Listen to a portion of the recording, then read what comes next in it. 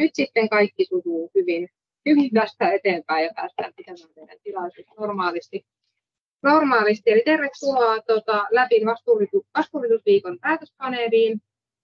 Meillä on tänään aiheena kestävyys ja valtionhallinnon yhteistyö ja meillä on täällä 4 eri valtionhallinnon organisaatiosta kertomassa omia kokemuksia tästä kestävän kehityksen edistämisestä yhteistyössä muiden valtionhallinnon toimijoiden kanssa. Eli meillä on siellä Santtu Mäkinen Valtiokonttorista, Kirsi Moisander Suomenlinnan hoitokunnasta, Julia Juutilainen Valtorista ja Saija-Maria Ropponen Maanmittalaitoksesta.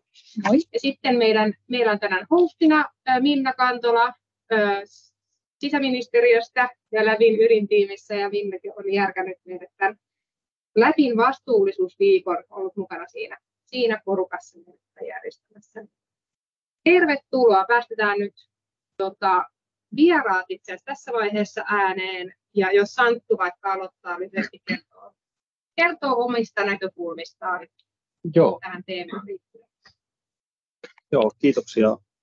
Joo, mä oon tosiaan Santtu Mäkinen Valtiokonttorista, projektipäällikkö tittelillä työskentelen siellä ja mun näkökulma tähän paneeliin on, mä vedän Valtiokonttorissa semmoista ekoryhmä-nimistä ryhmää, joka on ihan meidän niin kuin osa formaalia organisaatiota, eli siinä on edustajat kaikilta meidän toimialoilta, eli meidän pääyksiköistä, ja me käytännössä ylläpidetään Valtiokonttorin Green Office-sertifikaattia, eli huolehditaan sertifiointiin liittyvistä asioista ja siitä, että me viedään sen sertifikaatin meiltä edellyttämiä asioita eteenpäin. Ja ollaan mielestäni viime vuosina oltu aika luovia siinä, että ollaan aina keksitty jotain uutta, mitä voi viedä eteenpäin. Sitten mä oon vähän venyttänyt toimenkuvaani. Mä oon alkanut sitten niin kuin tavoitella muiden organisaatioiden ekoryhmiä tai tämmöisiä vastaavia ihmisiä, että ollut perustamassa tätä tämmöistä epämuodollista yhteistyöverkostoa sitten ympäristövastuun ja niin kuin lähinnä ilmastokysymysten ympärille. Niin ehkä tämä esittelynä minusta. Joo, kiitos. Kirsi Moisander Suomenlinnan hoitokunnasta ja toimin siellä hallintojohtajana. Mä en tiedä, minkä verran tiedätte ylipäätään Suomenlinnan hoitokunnasta, mutta Suomenlinnan hoitokunta vastaa 8 saaresta, Pormestariluodosta osasta ja sitten Särkästä ja Lonnasta ja sen lisäksi sitten kaikista Suomenlinnan saarista. Koska me ollaan tämmöisiä, niin mä aina kuvaan, että me ollaan landlordeja, eli me vastataan siis lähes aivan niin kuin kaikesta siellä. Niin tietoverkoista kuin niin vesijohtoverkostoista ja sitten vaikka kaupungin vastuulla periaatteessa lain mukaan on kaikki tieverkot ja muut, me huolehditaan myös niistä, kaupunki ostaa meiltä niiden hoitamisen ja vuokrataan siellä. Siellä on 220 rakennusta, joissa sitten meillä on yli 300 vuokra-asuntoa ja sitten siellä on 2 telakkaa ja sitten siellä on työhuoneita ja 14 ravintolaa ja 6 museoa ja vankila ja koulu ja niin edelleen, eli se koko yhteisö on niin kuin siinä meidän kanssa. Vain kirkko on omalla maa-alueellaan ja sitten 19 yksityistä vuokrataloa on sitten vuokrannut maa-alueelta. Ja se käytännössä tarkoittaa sitä, että meidän työ on sellaista, että kun me vastataan kaikesta näistä asioista, niin vastuullisuus ja kestävä kehitys liittyy siihen koko siihen meidän tekemiseen. Ja mä oon itse tietysti johtoryhmässä ja johtoryhmässä mun vastuulla on nyt sitten nämä vastuuasiat ja myöskin sitten kestävän kehitykseen liittyvät asiat. Me oltiin aikaisemmin mukana Green Officeissa, me ollaan nyt vaihdettu Ekokompassia, me ollaan just ajamassa Ekokompassia sisään ja mä oon itse ollut mukana sitten, olin kestävien virastojen, onko siellä muuten se kalvo, mä laitoin, saiko sen tuohon näkyviin, yes. Se voisi olla vaikka siinä takana, koska se helpottaa monia ajatuksia, toivottavasti tämä näkyy sinne. Niin tuosta näkyy vähän nyt se, että mitä kaikkea, kun on nämä YK 17 vastuullisuustavoitetta, niin siitä näkyy se, tässä meidän kalvossa näkyy sitten se, että mitä kaikkia me kestävissä virastoissa pohdittiin. Me pohdittiin sitä, että miten kulttuuriperintötyö ja kestävyystavoitteet, missä ne kohtaa toisensa. Sieltä me sitten on etsitty ja haettu sitten ensimmäistä kertaa valtionhallinnossa ja ylipäätään sitä, että minkälaisia vastuita se tulee. Ja vaikka nyt varmistaa vedensaanti, kestävä käyttö sekä sanitaatio kaikille. Perinteisesti yhteisöjen osallistumisen tietoon perustuvat kestävät tavat hyödyntää vettä, vesien kulttuuriperintö ja kestävyys. Niitä pohdintoja sieltä, että mitä kaikkea siihen liittyy. Ja meillä se liittyy ihan konkreettisesti siihen, että meidän pitää pystyä tarjoamaan sitä vettä. Eli sitten mä olin tuossa siinä mukana kaikkien muidenkin 4 eri viraston kanssa tässä ekosysteemikoulussa ja sitten me ollaan tehty sitä yhteistyötä, niin se on tuonut meille paljon yhteistä tekemistä myöskin sen osalta, että Suomen linna tekee kaikessa, pyritään kestävyyteen ja jatkuvuuteen. Me ollaan tehty sitten, meillä on ollut jo toimintaa 200 vuotta ja toivottavasti se seuraavat 200 vuotta jatkuu. Se vaatii sitä, että me ollaan kestäviä kaikissa. Kiitos. Sitten seuraavaksi Julia, ole hyvä. Joo, hei. Julia Juutilainen Valtorissa. Ja mun työni Valtorissa on vetää tiimiä, jonka vastuulla on asiakasymmärryksen ja asiakaskokemuksen johtaminen ja kehittäminen. Ja mä kuulun meidän vastuullisuustyöryhmään, jota vedetään meillä viestinnässä käsin. Ja siellä vastuullisuustyöryhmässä on sitten ikään kuin vähän vapaaehtoistyyppisesti niin ympäri organisaatiota liittynyt ihmisiä, jotka sitten haluavat oman työnsä puitteissa edistää näitä vastuullisuustavoitteita. Ja lisäksi mä olen osa ympäristömuotoilijoiden verkostoa, mulla on palvelumuotoilija tausta, niin sen kautta pohditaan sitten siellä, että millä tavalla tällaista vastuullista ja kestävää siirtymää voisi edistää muotoilun keinoin. Tästä äskeisestä kuvasta, joka tuossa vilahti siinä, niin Valtorin vastuullisuus keskittyy siihen, kun siinä oli 17, niin numeroihin 8, 9 ja 12, eli lähinnä siihen, että me ollaan tultu siihen tulokseen, että se, mihin me voidaan vaikuttaa niin kuin vastuullisuusasioissa, on ennen kaikkea ikään kuin kestävä teollisuus, kestävä kuluttaminen ja nämä infrastruktuurit. Ja meidän vastuullisuustavoitteet koskevat ennen kaikkea hankintoja ja elinkaarta, eli näitä niin kuin laitteita, se, että me pystyttäisiin tarjoamaan valtionhallinnolle sellaisia ICT-palveluita, jotka on ikään kuin kestävästi tuotettuja, ja että ne laitteet olisivat ikään kuin kestävällä tavalla kulutettuja. Ja sen lisäksi edistämme automatisaatiota, digitaalisia palvelukanavia, että voidaan sujuvoittaa ja tuottaa kustannustehokkuutta. Ja tietenkin meidän vastuulla on myös näiden palveluiden jatkuvuuden varmistaminen kaikissa olosuhteissa. Se on yksi meidän vastuullisuustavoitteista. Kiitos. Ja sitten Saija-Maria. Moi vaan kaikille. Mä oon Saija-Maria Ropponen Maanmittauslaitoksesta ja mä olen toimitilapalveluissa toimitila-asiantuntijana ja mä oon täällä oikeastaan enempikin näiden työympäristöjen näkökulmasta. Mä oon hankkeissa mukana ja Maanmittauslaitoksella meillä on 37 toimipaikkaa ympäri Suomen, että sinänsä meillä on todella erilaisia toimipaikkoja. Ja nyt ollaan sitten näissä yhteisissä työympäristöhankkeissa mukana ja paljon sitten mietitään myös näitä vastuullisuusasioita siinä. Ja Maanmittauslaitoksessa pääjohtaja hyväksyi meidän ensimmäisen vastuullisuusohjelman marraskuussa 2021. Ja me ollaan nyt luvattu toteuttaa 50 vastuullisuustekoa vuoteen 2027 mennessä. Ja me ollaan hyvässä vauhdissa tälläkin hetkellä.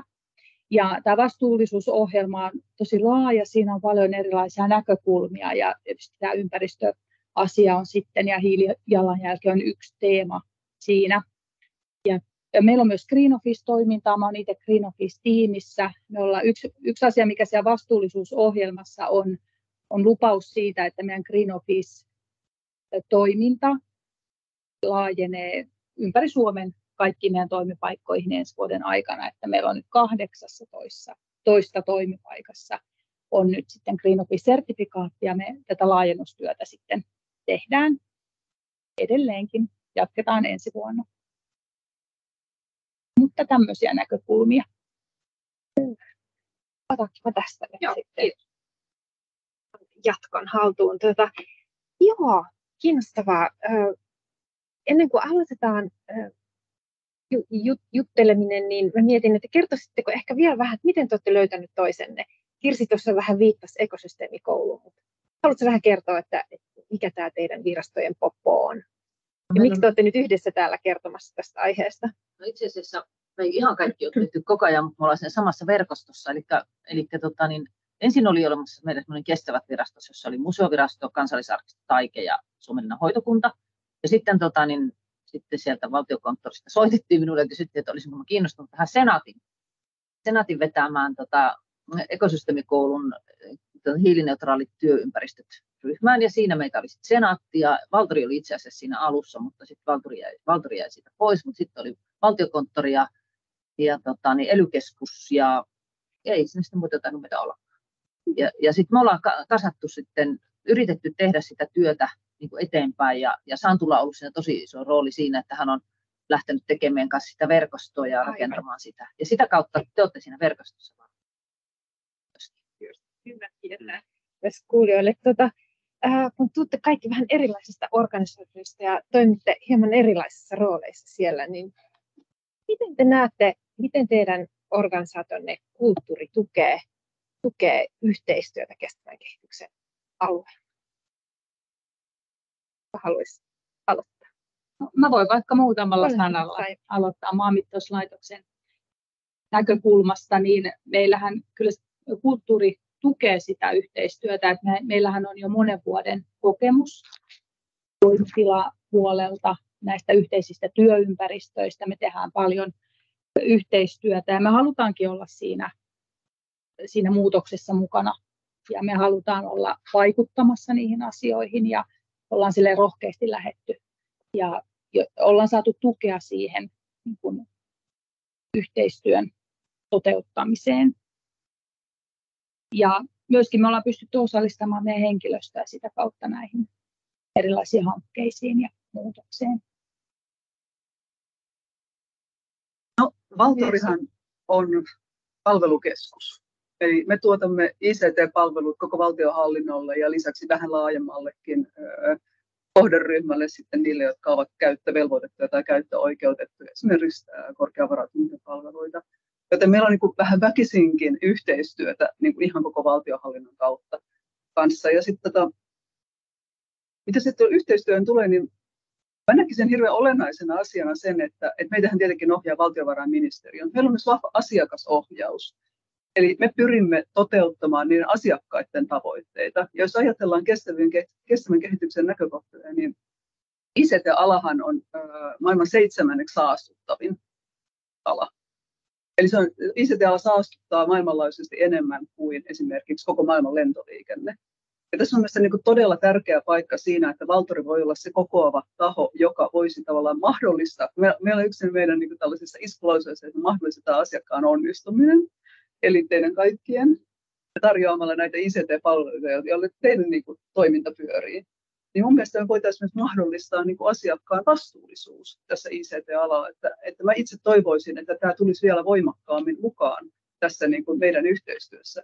Mutta se oikeastaan edellyttäisi sitä, että tulisi sitä asiakasohjausta. Eli se, että te kaikki tavallaan pyytäisitte sitä Valtorilta. Mitä enemmän se nousisi esiin sillä, että meidän asiakkaiden tavoitteissa tällainen vastuullisuus, ennen kaikkea niin kuin ICT, että me pystytään vaikuttamaan, on todella korkeassa asemassa. Ja että siihen pitää tavallaan saada ratkaisuja, niin se rupeaa näkymään meidän toiminnassa.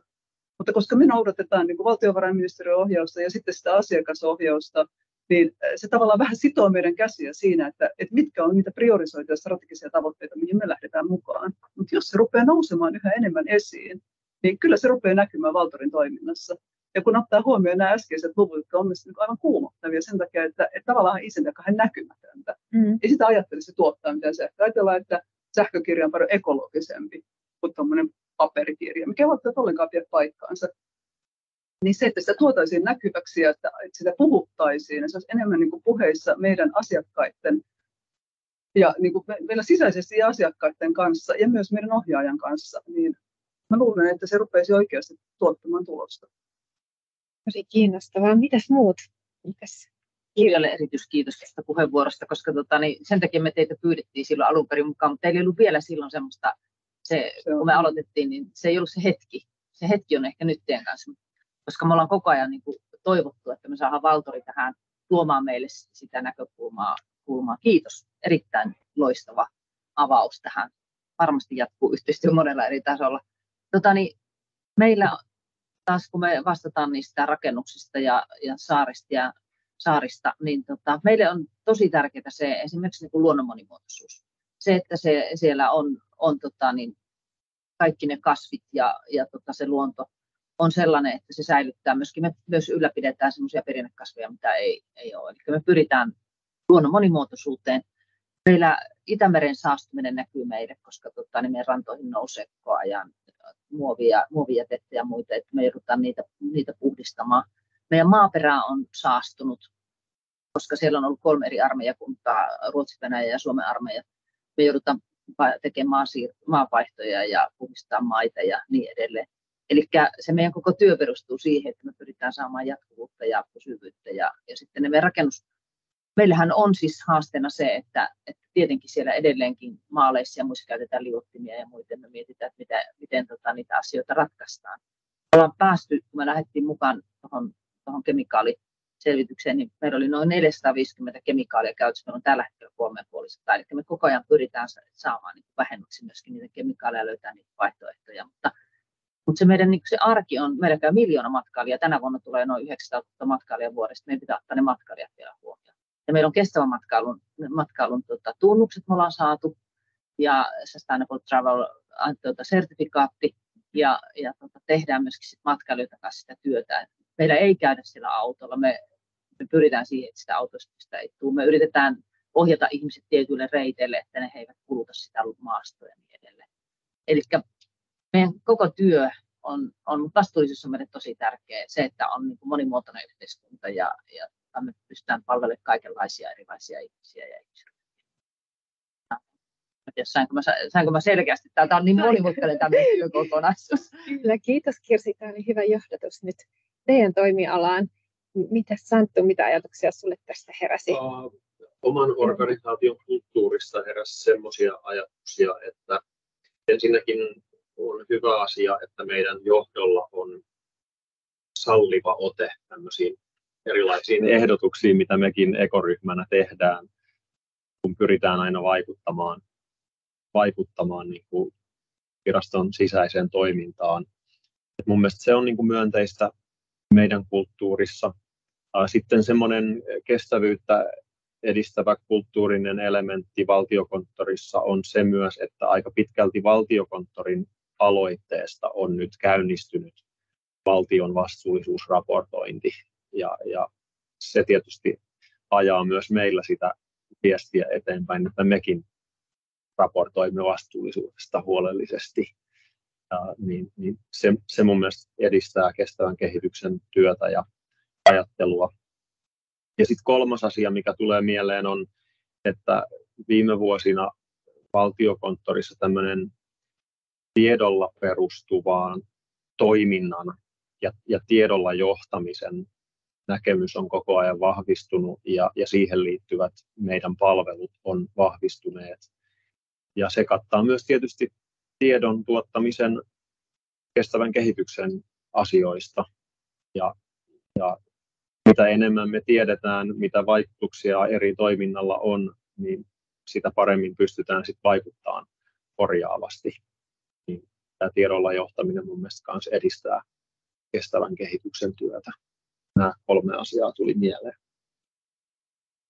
Maria, haluatko sinä teidän organisaation osalta vielä täydentää?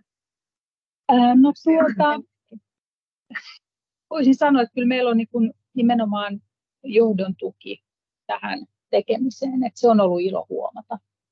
Ja jotenkin se semmoinen kulttuurin muutos tässä ajassa, niin se on ihan huomattava, että itse olen ollut Maanmittauslaitoksella jo 20 vuotta, niin jotenkin, että nämä teemat, niin nämä on osa työtä, että me voidaan puhua näistä vastuullisuusasioista työaikana. Tavallaan se ei ole mikään irrallinen asia, mikä ei kosketa meidän työelämää, vaan nimenomaan meillä on mahdollisuus nyt sitten siinä työarjessa edistää näitä asioita. Et mun mielestä se on tosi tärkeää. Ja myöskin ihmisten asenteet, että kyllä yhä enempi on sellaista kiinnostusta tähän teemaan ihan henkilöstössä ja ei ole semmoista oikeastaan sellaista vastakkainasettelua, että niin kuin osa olisi hyvinkin vastaan, että näitä asioita käsitellään.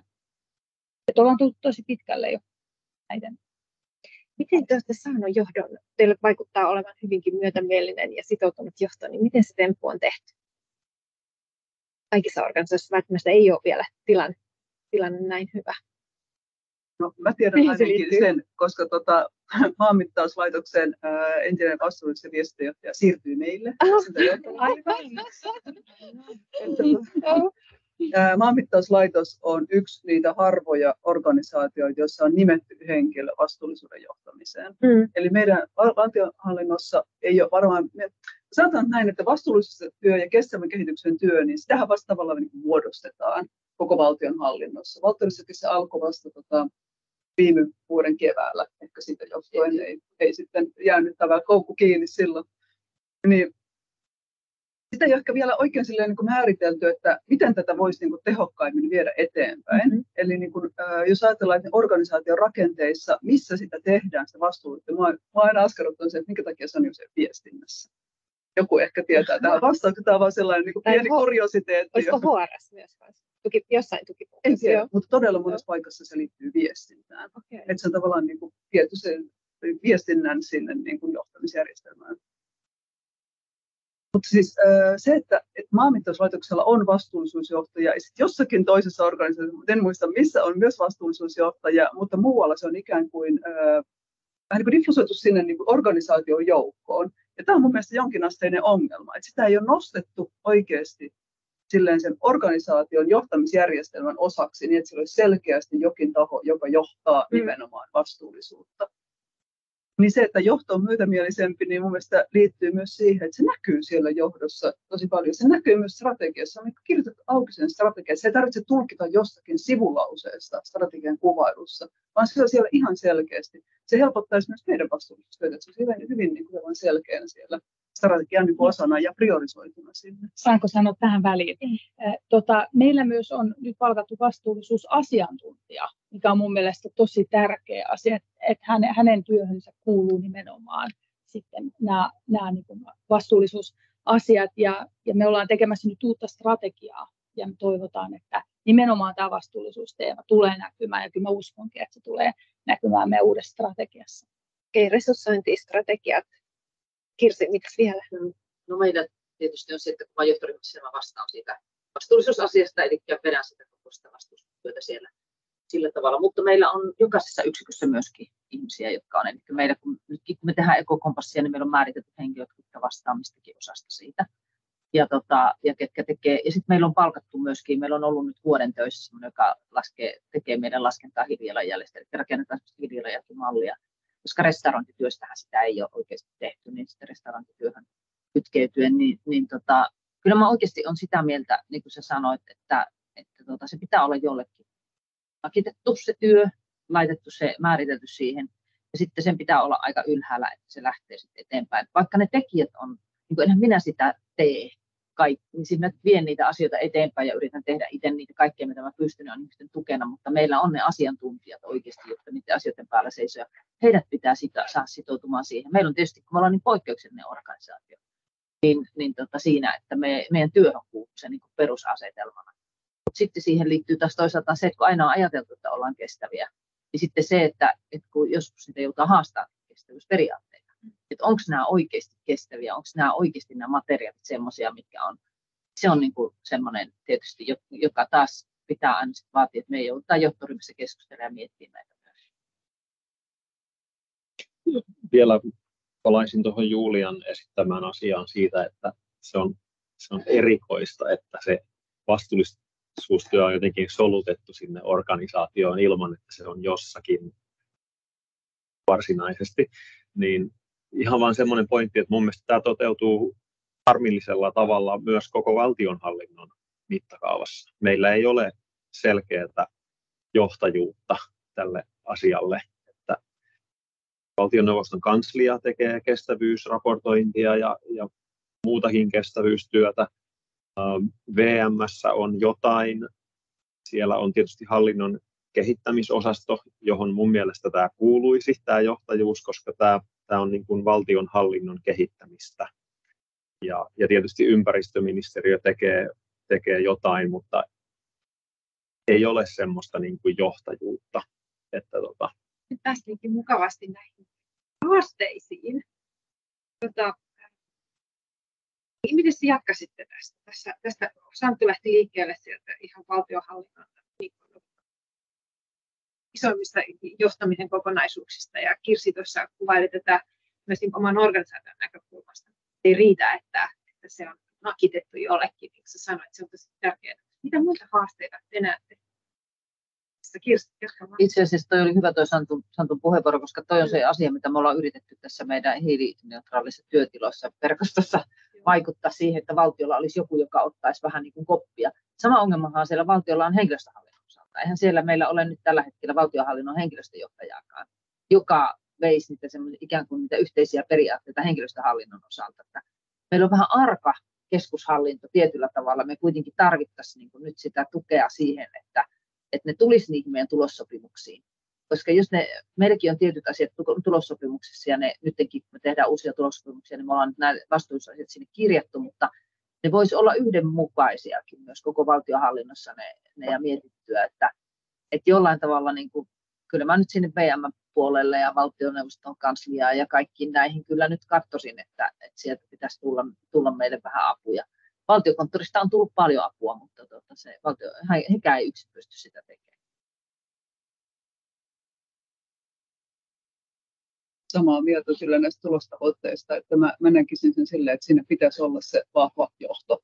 Oikeasti sellainen veto. Sellainen, sanoisin näin, että Jeesus olisi, jos mä sanoisin, että mä en niin kuin, kannattaisi pakotteita, koska mä todellakin kannatan pakotteita. On mielestäni sellainen, että pitää olla oikeasti sellaiset raamit sille asialle. Siinä ei voi jäädä liikaa tulkinnan varaa, että miten tämä tehdään. Toki sellaista jotain tulkinnan varaa, mutta ei se, siis tavallaan jos ajatellaan muutossa, niin se muutos ei tapahdu, ellei sitä pakko tehdä.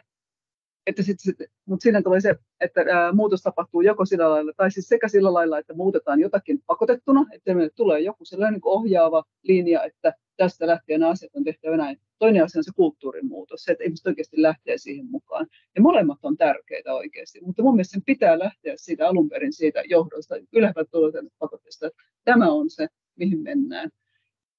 Se, mitä tulee siihen kulttuurimuutokseen, niin siinä on mun mielestä esimerkiksi muotoilulla olisi paljon annettavaa siinä, että oikeasti miettiä, että miten se, ettei se jää siihen veivaamaan, että pohditaan yksittäisten yksilöiden ratkaisuja, jotka on myös aina vähän sen turhauttavan umpikuja siinä. Mutta kun se vaikuttaa myös siihen yksilöön, että niitä ei kokonaan voi vielä poiskaan. Jos ajatellaan vaikka Santtu on kärsimättä, mä haluan. Sanon tämän asian loppuun. Jos ajatellaan vaikka matkustamista, joka aika usein mainitaan vastuutavoitteessa. Mä tiedän, että valtiolla on tosi erilaisia linjoja matkustamiseen. Että sanotaan, että mä kuullut, että ruokavirastolla, niin vaikka tiimi olisi hybridissä ympäri Suomea, niin ne ei tule, se on sitten etätiimi.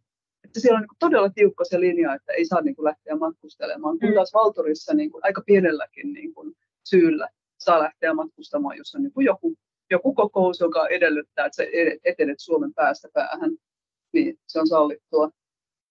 Ja siinä mennään talous edellä, että ajatellaan, että vastuullisuudessa on nämä 3 pykälää, tämä sosiaalinen, taloudellinen ja ympäristövastuu, niin sillä kohtaa painotetaan yleensä taloudellista vastuuta. Eli jos että se lentomatkailu on halvempaa kuin se junamatkailu aika usein, niin sitten lennetään. Ja totta kai yksilö haluaa lentää. Se menee kyllä Rovaniemelle junalla, mutta se on oma aika tavalla. Sitten tehdään yksilön valinta, mikä on mielestäni jollain lailla kauhean epäreilua siinä tilanteessa. Joo, sori, sen takia vaikutin kärsimättömältä, kun en tiedä, sainko katsekontaktia meidän vetäjään. Kyllä sä. Joo, näistä haasteista oli ajatus sivua sitä, mitä sanoit, että tavallaan mä koen organisaation sisäisessä työssä haasteena sen, että nyt kun esimerkiksi minä ja meidän ekoryhmä painotetaan ympäristövastuuta, niin usein se on vähän yrittää sanoa ihmisille, että tehkää huolellisemmin, tehkää vähän vähemmän. Ja kuitenkin ihminen luonnostaan haluaa, että voi tehdä enemmän ja helpommalla, niin se on sikäli niin kuin vaikea asetelma, että sillain, siis ihan vain tämmöinen niin kuin käytännön esimerkki, että se on ikävää, että me joudutaan, tai siis me niin kuin mietitään, että nyt kun meillä on hyvät lajittelupisteet, niin millä me saataisiin ihmiset laittamaan ne käsipaperit, ei kartonkikeräykseen, vaan sinne biojätteeseen. Et sitten kun mennään ihan tälle käytännön tasolle, niin siellä on niin kuin vaikeita tämmöisiä psykologisia kysymyksiä, että miten me saadaan ihmisten käyttäytymistä muutettua. Et se on niin kuin yksi haaste mun mielestä. Toinen on sitten se omalla tavallaan raha-asia, että aika monet ekologisemmat ratkaisut on vielä valitettavasti kalliimpia tällä hetkellä, että siihen tietysti törmätään ajoittain. Ja sitten vielä semmoinen ajatus tulee mieleen, että ylipäätään tämmöisessä demokratiassa niin enemmistön mielipide on kuitenkin aika vallitseva ja voimakas. Ja musta tuntuu, että vielä enemmistön mielipide Suomessa ei ole hirveän ekologinen. Että moni ajattelee, että no jos mä laitan nyt kauramaitoa kahviin ja kierrätän sopivasti, niin se riittää, mutta että muuten ei olla vielä niin kuin isompiin muutoksiin hirveän valmiita mielestä. Sitten jos kurkattaisiin vähän tulevaisuuteen, millaista valtionhallinnon tai sitten ihan teidän oman organisaationne toiminta olisi sitten, kun kaikki nämä kestävyystavoitteet saa näistä haasteista sinne kaikki on. Ja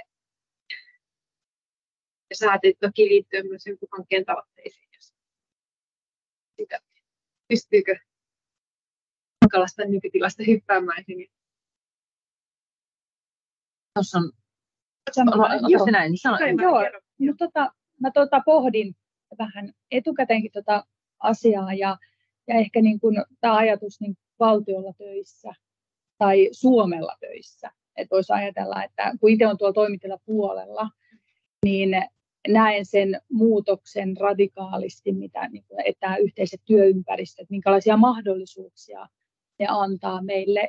Ja ehkä niin kuin semmoista rohkeutta kaivataan, keskeneräisyyden sietämistä kaivataan. Meidän täytyy kuitenkin henkilöstöä myös tukea kaiken muutoksen keskellä, mutta jotenkin sellaista, että uskallettaisiin tuoda myös keskeneräisiä asioita keskusteluun, ettei aina tarvitsisi olla niin kuin jotenkin tehty valmiiksi ja sitten esitellään, vaan että me pystyttäisiin ehkä pääsemään eteenpäin paremmin, että tuotaisiin myös keskeneräisyyksiä. Ja jotenkin sitten, että kun kaikki olisi valmista, niin että se vastuullisuus ei olisi mikään oma juttuunsa. Että nimenomaan se olisi meidän arkea. Että se niin kuin liittyisi kaikkeen meidän tekemiseen. Ei, mä sen takia kun sanoin, että kukaan ei mennä nostaa puheenvuoroa, niin mä mietin niin kuin nyt kokonaisuuden näkökulmasta, siitä, että koko valtionhallinnon näkökulmasta. Mä oon sen verran iäkäs jo, että mä oon kerennyt olemaan monennäköistä pohdintaa työurani aikana, niin mä oon tosi paljon miettinyt niin kuin sellaista, että tämä keskittämiskehitys ei välttämättä ole niin kauhean ekologinen ratkaisu sitten kuitenkaan, vaan se, että jos syntyy pieniä yhteisöjä ja niin pystytään siirtämään sitä työtä sinne pieneen yhteisöön ikään kuin etämahdollisuuksilla, että esimerkiksi vaikka 3D-tulostuksella pystytään tekemään huonekaluja tai mitä tahansa, tai mitä nyt sitten, mikä se materiaali sitten olisikaan, mutta että pystyttäisiin luomaan niin semmoisia toisenlaisia ekologisempia yhteisöjä, missä ihmiset voi suorittaa sitä työtään. Mutta meidän saari toimii niin kuin tietyllä tavalla sen tyyppisenä, että siellä on kuitenkin ne palvelut, siellä on kauppa ja siellä on monenlaisia palveluita ja siellä pystyy ihmiset elämään lähellä sitä ja sitten kuitenkin siellä on ne palvelut. Sähkö on nyt se haasteellinen asia, eli sen sähkön tuottaminen pitäisi pystyä, sitä pitäisi pystyä tuottamaan jollakin muulla tavalla ja vety tulee olemaan sellainen yksi tietysti niistä isoista asioista, joka muuttaa tätä koko meidän systeemiä, niin monella tavalla, että kyllä se, että kaikki toimii, niin esimerkiksi Suomenlinnassa sillä on älyttömän iso merkitys sillä energialla, koska meillä jos nyt ajattelee valtionvirastona, niin meidän energiakustannukset pelkästään kaukolämmössä on tänä vuonna 1 850 000. Ja sähkö, josta asukkaat ei maksavat itse omansa, mutta me maksetaan niin kuin omien toimintojen osalta, niin se sähkökulutus on noin 350 000. Mennään yli 2 miljoonaa pelkästään niistä. Ja jos me saataisiin niin kuin parempia sähköjä, niin esimerkiksi kaukolämpö parempaa kuin sitä hiilellä poltettua ja niin edelleen, niin kyllä sillä olisi ihan hirveä merkitys. Yritin saada Heleniltä meille ekosähköä, mutta se maksoi yli 400 000 enemmän, ja meidän budjetti ei ihan kestänyt sitä. Niin, minun näkemys on se, että jos me päästään tämmöisiin asioihin vaikuttaa, niin isoihin asioihin, joilla on isoja merkityksiä, niin ne parantaa meidän hiilijalanjälkeä aivan hirveästi. Ja sitten se niin ylipäätään se, että miten me päästään jätteestä.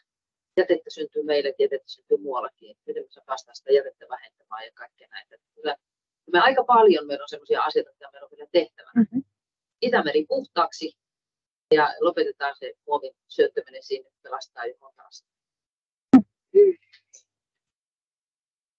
Santtu, mites teillä? Joo, kun kaikki on valmis. Niin, mä en tiedä, kun kaikki on valmista. Mulle tulee siitä vaan yksi ajatus. Mä siteeraan tässä nyt meidän nyt vielä nykyistä pääjohtajaa, joka sanoi jossain näissä ekologisuuskeskusteluissakin, että silloin kun organisaatio alkaa kansainvälistyä, niin silloin sinne perustetaan kansainvälisten asioiden yksikkö. Silloin kun organisaatio on aidosti kansainvälinen, niin silloin se kansainvälisten asioiden yksikkö voidaan lakkauttaa. Niin mä näen niin kuin tämmöisen skenaarion tässä, että niin kuin joku sanoi tässä aikaisemminkin, että silloin kun se on aidosti osa arkea, että me saadaan kasvihuonekaasuasiat haltuun, saadaan jäteasiat haltuun, saadaan monimuotoisuusasiat haltuun jokaisen arjessa, niin silloin me voidaan se erillinen ekologisuusryhmä sitten lakkauttaa jonain päivänä, kun se on aidosti sitten toteutunut siinä jokapäiväisessä toiminnassa. Että tämmöinen ajatus tulee tuosta kysymyksestä. Joo, mä olen ihan samaa mieltä ja koskee monia muitakin toimintoja tosiaan kuin kestävää kehitystä ja vastuullisuutta.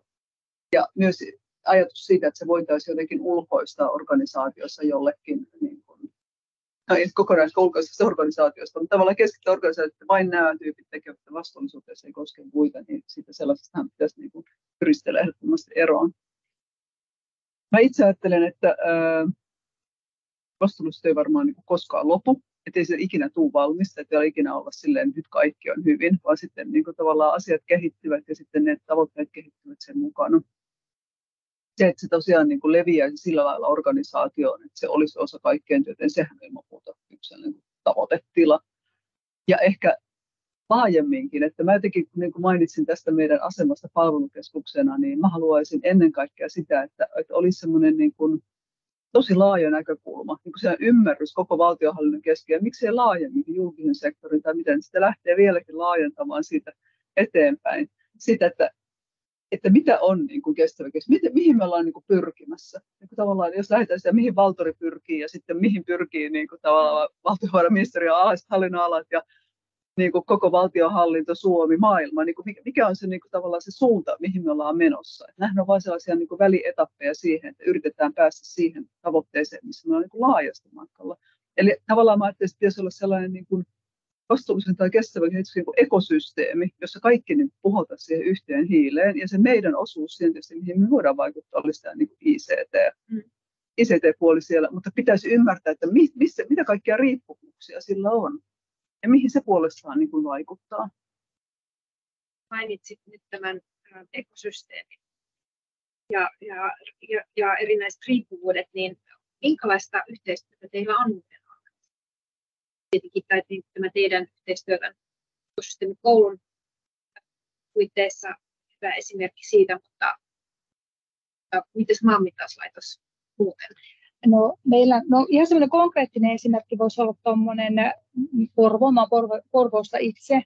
Meillähän oli nämä ihan ensimmäiset toimitilat, jossa vero- ja maanmittauslaitos on täysin yhteiskäyttöisissä toimitiloissa, ja me sitten haettiin yhteinen Green Office-sertifikaatti. se oli semmoinen aika uusi juttu, että me tulikin 2 organisaatiota. Ja myöskin tehdään siis laajasti yhteistyötä ja hankkeiden kautta nyt varsinkin ei minulla mitään lukuja ole. Ja meidän sitten vastuullisuusasiantuntija sanoi, että hän on paljon tehnyt eri virastojen kanssa yhteistyötä. Ja jatkossa jotenkin mietin sitä, että tämähän on niin kuin aika kesken, jos ajattelee noita toimitilahankkeita. Ja aika keskenhän on se, että miten niin kuin se tulee menemään jatkossa. Esimerkiksi Green Office-sertifikaattien tai tämmöisien osalta, että miten me saadaan se uusi tapa. Tai jotenkin se on tosi kesken vielä mun mielestä, että se vaatii vielä paljon suunnittelua ja että miten se toteutuu sitten jatkossa. Ja mainitsit ekosysteemit. Millaisella yhteistyöllä ekosysteemeillä saataisiin näitä tavoitteita edistettyä? Yhteistyötähän on tehty valtionhallinnossa aina, ja silti tavoitteita ei ole saavutettu. Meidän vastuullisuusviikon teemakin on vauhtia vastuullisuuteen ja sen vaikuttavuuteen. Miten sä näet tämän? Ehkä me tässä ajattelin silleen, että siihen tarvittaisiin jälleen tätä mainittua niin kuin vahvaa niin kuin johtamista. Että kun ajatellaan, että meilläkin on tavoitteita, jotka meidän pitää saavuttaa, tulostavoitteet, että ne olisi tavallaan yhteisempiä. Siinä puhallettaisiin oikeasti siihen samaan hiileen, eikä silleen, että me kaikki niin kuin hoidetaan se oma osastomme sieltä ja sitten yhteensä nämä niin kuin palikat muodostavat jotakin. Vaan niin lähdettäisiin siitä, että me ei yritä niin kuin muodostaa sitä niin kuin yhtä Lego-palikkaa, vaan me yritetään niin kuin tehdä sitä Lego-linnaa niin kuin muiden kanssa. Eli meillähän kun puhutaan niin kuin yhteistyöstä, niin usein sanotaan tällainen niin kuin vastuulliseen liittyvä yhteistyö liittyy paljon esimerkiksi meidän toimittajiin. Siis sekä asiakkaisiin, mutta asiakkaat ovat niin kuin, asiakkaiden kanssa tehdään yhteistyötä, mutta just se, että jos ajatellaan hankintoihin tai elinkaareen liittyviä, niin silloin se menee niin kuin valtionhallinnon ulkopuolelle. Se pelkästään se valtionhallinto, vaan se ekosysteemi pitää sisällään myös nämä kaikki muut, joilla on riippuvuuksia sille, että meillä on niin paljon toimittajia, joiden kanssa me sitten käydään tätä keskustelua ja pyritään viemään sitä eteenpäin. Mutta siinä se, että se jostain tulisi se johtotähti, niin mä väittäisin, että se auttaisi tosi paljon tässä niin kuin ekosysteemin muodostamisessa ja sellaisen niin kuin yhteistyön kohdistamisessa oikeasti tehokkaisiin tuloksiin. Kirsi, miten sä näet? Meidän organisaatio, kun me ollaan maailmanperintökohde, niin meillä on Unescon jo määrittelemät verkostot oltava olemassa. Me tehdään hoito- ja käyttösuunnitelmaa aina tietyn aikavälein. Niin 450 ihmistä oli viimeksi tekemässä sitä erilaisista organisaatioista. Meillä on yrityksiä ja virastoja ja yksittäisiä asiantuntijoita, yliopistoja, ammattikorkeakouluja, ammatillisia oppilaitoksia ja kaikkia tämmöisiä. Että siinä myös on niin kuin määritelty niitä vastuullisuustavoitteita, yhteisiä vastuullisuustavoitteita, jotka kuuluu niille yrityksille ja meille. Ja koska se Suomenlinna ei ole Suomenlinnan hoitokunnan, vaan se on kaikkien meidän kansalaisten yhteinen. Se on valtion omistama yhteinen, meidän tehtävä huolehtia siitä ja siitä, että se jatkuu seuraavat 100 vuodet eteenpäin. Niin me tarvitaan kaikkia teitä, myöskin Valtoria. Mä olen siis todella iloinen tästä keskustelusta, koska mä näen sen Valtorin roolin niin hirveän isona siinä kokonaisuuden hahmottamisessa. Ja tietysti senaattia, koska Merisotakoulu on sitten senaatin hallinnoima, niin kaikilla on niin kuin tällaiselle yhteiselle omaisuudelle, niin silloin kaikilla on se, että me vaan yritetään pitää sitä yllä mahdollisimman vastuullisesti ja kestävästi ja saada se seuraaville sukupolville, niin kaikkien teidän työ on meille tärkeää. Tervetuloa meidän verkostoon. Kiitos.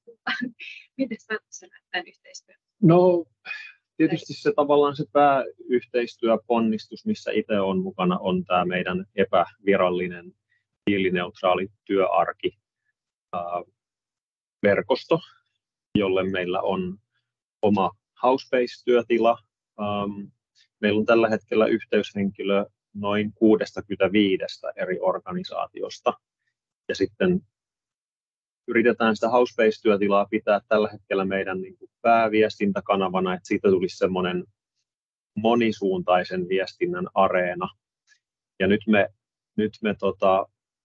yhdistyttiin just siinä Housebase-kontekstissa tämän vastuullisuusraportoinnin verkoston kanssa, että me ollaan niin kuin samassa työtilassa, että saadaan, niin kuin, ettei ole aina sitä, niin kuin monesti on, että kaikenlaisia pyrkimyksiä monella suunnalla, mutta sitten ne hajaantuu, niin nyt pyrittiin niin kuin kokoamaan joukkoja, että katsotaan, miten hyvin se kantaa, niin se on ehkä se pääyhteistyömuoto, missä mä oon tällä hetkellä mukana.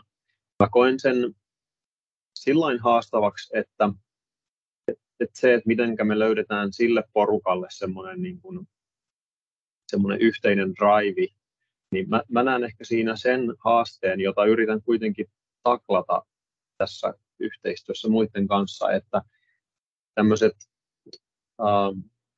esimerkiksi ympäristövastuuseen liittyvät asiat, niin kuitenkin ne muutokset, mitä vaaditaan, niin ne on hyvin arkisia ihmisen käyttäytymiseen liittyviä muutoksia. Ja niistä on niin kuin vaikea tavallaan, semmoista hopealuotia ei ole, että tällä ratkaisemme kaikki ongelmat, vaan pitää niin kuin jaksaa niin kuin myönteisellä tavalla pitää esillä hyvinkin arkisia asioita ja tapoja, että joku kampanja, vaikka energiansäästöviikko, niin se aina myönteisellä tavalla nostaa jotain asioita esille, niin tarttua aina semmoisiin tilanteisiin ja pyrkiä siihen, että mahdollisimman moni organisaatio lähtee vaikka tähän kampanjaan mukaan. Että se vaatii mun mielestä sinnikkyyttä jaksaa näistä niin kuin siinä arjen tasolla myös niin kuin pitää aina niitä hyvinkin yksinkertaisiakin asioita esillä. Sanoit, että ei ole sitä hopealuotia, silver bullettia. Just meinasin kysyä, että tähän lopuksi vielä voidaan kohta, jos osallistujilta ja kuuntelijoilta jotain kysymyksiä teille, olisin kysynyt, että jos teidän pitäisi yksi asia mainita, ja jos te voisitte taikoa yhden esteen pois, niin mikä se olisi? Joko yhteistyön este tai kestävän kehityksen tavoitteista saavuttamisen. Joko teidän oman organisaation kannalta tai koko valtion. Saatte valita asia. Sitten me voimme lopetella. Haluatko jatkaa? Sä olit vähän no joo, jossain täysin villisti niin kuin nyt tässä revitellä suorastaan. Kyllä. Se, että ihmiset pääsis, siis nyt heittäydy todella villiksi, että ihmiset pystyisivät siirtymään kasvipohjaiseen ruokavalioon. Yes. Se olisi se iso juttu. Se on terveellisempää. Se olisi maankäytöllisesti niin kuin ihan mahtava juttu. Ja se olisi eettisesti ihan mieletön voitto. Että siinä oikeasti olisi vaan pelkkiä voittajia. Tämä on tämmöinen päiväuni. Mikäs Kirsin päiväuni? Tuo oli niin vaikea kysymys, että mikä olisi niin kuin yksi sellainen ratkaisu. Mun mielestä yksi tärkeä asia on kyseessä. Vaikka se, että Suomenlinnan ohi se Ruotsin laivat ei menisi, koska ne tekee ihan hirveät aallot sinne, sellaiset tsunamit, jotka rapauttaa sitä meidän saarta ja sitten kaiken lisäksi siinä tulee sitten vielä sitä päästöjä myös aika paljon. Että jos niille löytyisi toisi paikka, niin musta se olisi aika kiva juttu. Laitetaan tilaus vetämään. Se on sanottu nyt ääneen. Mitäs Julia? No, tämä on mielestäni kova veto, tämä kasvisruoka, ja sille kannatan täysillä. Sillä jos tälle lähdetään silleen, niin kyllä mä ehkä lähtisin siitä, että me ollaan kuitenkin töissä valtionhallinnossa ja tavallaan Suomen valtiolle. Niin se, että nämä kansainväliset sopimukset saataisiin oikeasti jollekin järkevälle. Että se uskomaton veivaaminen, mitä niistä käydään, kun samaan aikaan ikään kuin maailma palaa ympärillä, niin se, että niin oikeasti niin kuin kaikki ylimmät johdot siellä niin heräisi todellisuuteen, tehdä sellaiset niin sitovat sopimukset, jotka sitten voitaisiin ruveta noudattaa, niin tulisi ihan meille asti. Sitten kun veivataan jostain niin kuin yli prosenteista ja sille, ja sitten ne suurimmat niin kuin ongelmamaat eivät lähde niihin mukaan, niin tuntuu siltä, että tämä on aika nappikauppaa sitten, että mitä täällä puuhataan. Julia on puhunut. Mikä se on, Saija-Maria, sun? No tästä tuli kyllä tosi hyviä pointteja. Mä ajattelen ehkä aikaa. Jotenkin sillä, että olisi aikaa pysähtyä. Että kaikilla on ihan hirveä kiire koko ajan. Niin jotenkin, että pystyttäisiin pysähtyä ja miettiä järkeviä tapoja toteuttaa näitä asioita. Että toki meilläkin on siis jo päästy eteenpäin, niin kuin Maanmittauslaitoksella on vastuullisuusasiantuntija johdossa ollaan sitouduttu ja koko maanmittauslaitos, mutta kuitenkin tuntuu, että kaikki on ihan hirveän kiireisiä koko ajan, että meillä olisi niin kuin yhdessä, jos ajattelen tätä yhteistyötä, niin olisi aikaa pysähtyä ja oikeasti tehdä se järkeviä suunnitelmia. Kiitän teitä. Tämä oli mun osuus tähän. Kohta päästään katsomaan, onko nyt tullut kysymyksiä. Mun mielestä me ollaan oltu tässä aika hienosti systeemisen muutoksen eri elementtien äärellä koko tämän keskustelun ajan. Kiitos. Emilia, onko sinne tullut? Onko kukaan kysynyt mitään tai tuleeko sulle mieleen jotain tässä? Kysymyksiä. Nyt olisi vielä hetki kysellä. Aikaa kysellä meidän panelisteilta tarkentavia tai jos teillä on herännyt jotain ajatuksia siellä linjoilla, että tähän teemaan liittyen, niin nyt olisi hetki aikaa niitä.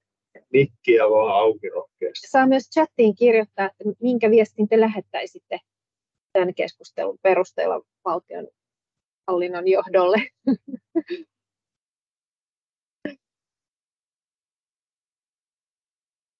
Mutta ei ole pakko sanoa mitään. Voidaan mennä myös eteenpäin.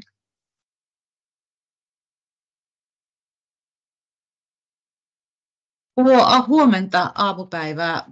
Mä oon Hanna Otsari-Koffen tuolta Verohallinnosta ja itse asiassa asia, mitä olen miettinyt, niin tämän vastuullisuuden ympärillä, kun niitä vastuullisuusraportteja oli se reilu 56 kappaletta yhteensä, niin mun mielestä sillä alkaa jo kyllä olla sellaista viestinnällistä painoarvoa. Ja kun puhutaan yhteistyöstä, niin mielestäni tässä olisi kyllä yhteistyön paikkaa ehdottomasti, että miten me pystyttäisiin myös tuomaan asioita esille median kautta esimerkiksi siitä, että mitä täällä valtionhallinnossa, julkishallinnossa tehdään. Ja miettiä sitä kulmaa, koska se on kuitenkin merkittävää, mitä tehdään. Ja se olisi myös ehkä semmoinen vipuvarsi, kun tuossa puhuttiin, että tämä on kuitenkin loppujen lopuksi nappikauppaa, niin ehkä me pystyttäisiin sitä vaikuttavuutta saamaan tähän tekemiseen myös niin kuin sitä kautta. Kiitos Hannele. Mitäs meidän panelistit olette tästä mieltä? Ulos. On teidän organisaatiossa ne vastuullisuus. Niin, kyllä mä uskon, että meidän T3-toimialalla käytetään kaikki ne paukut, mitkä on käytettävissä tähän yhteenvetoraportin laadintaan ja sen julkistukseen, joka oli tuossa tällä viikolla osana tätä viikkoa. Mutta kiitos, mä sain ainakin tuosta hyvän idean, kun meillä nyt on tämä 65 organisaation verkosto ja sieltä yhteenvetoraportilta poimin esimerkiksi sen, että siellä oli yli 30 organisaatiolla oli ilmastoasioihin liittyviä raportoituja tavoitteita ja tuloksia, niin mä nappaan tuosta puheenvuorosta ainakin sen, että otan tehtäväkseni käydä niitä vuoden varrella tässä läpi ja nostaa niitä siihen niin kuin, ainakin sille yhteiselle foorumille, että ihmiset kokee, että ympäri valtionhallintoa tehdään asioiden eteen juttuja ja sieltä niin kuin saada sitä semmoista voimaantumista ehkä muillekin. Joo, siis kiitos kun otit tuon puheeksi ja kysyi tai keskustelijalle. Yrityksethän tekee niin, että ne julkaisee aina sen niin kuin nettisivuillaan ja kertoo siitä julkisuuteen, että meidän vastuullisuusraportti on valmistunut ja tämmöistä asiaa. Meidän pitäisi varmaan valtionhallinnossa tehdä ihan se sama. Meidän pitäisi kertoa, että meidän tehdä joku tiedote niistä aina, kun ne valmistuu ja sitten ne keskeiset asiat, mitkä sieltä nousee. Varmaan ihan kaikkien virastojen ja ministeriöiden viestintää olisi hyvä viestiä siitä, että tulkaa ulos jollain tavalla siinä. Vaikka ne saavutukset ei vielä näin alkuvaiheessa ole kauhean isoja eikä osata edes kaikkea tehdä sinne vastuullisuusraporttiin, kun se on niin uusi. Mutta aina sieltä jotakin löytyy sellaista, mistä voisi viestiä ja se toisi meitä niin kuin paremmin näkyväksi, koska yrityksillähän se on tosi voimakasta, kun asiakkaat haluaa sen. Mun pointtini itse asiassa oli se, että mä näen enemmän tässä niin kuin näkökulmana se, että me yhdessä verkostona toisimme tämän yhteisenä asiana. Että esimerkiksi Verollahan tätä kyllä ollaan tuotu esille ihan samalla lailla niin kuin vuosikertomustakin aikoinaan. Että jos nyt otetaan ihan euromääräisiä asioita, niin kuin hankinnat. se on ihan julmetun iso, kun vedetään toi 60 ja palttiarallaa päälle, että mitä me hankitaan asioita yhdessä ja mikä se vaikutus siellä sitten on vastuullisuuden ja ympäristön näkökulmasta. Että jos ei me itse sitä osata tuoda, niin kyllä se jää vähän sitten sinne niin kuin naftaliiniin tämä homma happanemaan, että minun mielestä pitäisi pyrkiä kyllä yhdessä tekemään verkostona ulostuloja. No, kyllä ilman muuta, mutta myös virastojen kannattaa tehdä. Valtiollahan on tämä kestävät hankinnat-ryhmä.